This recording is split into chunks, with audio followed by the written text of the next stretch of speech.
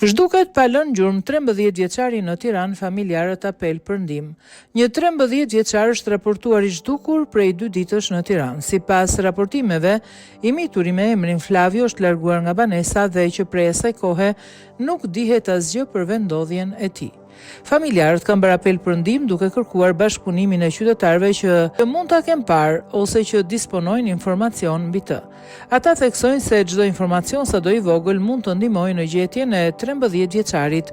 Kushdo që ka dieni për vendodhjen e tij është i lutur të kontaktojë në numrin e telefonit 069 354 6048.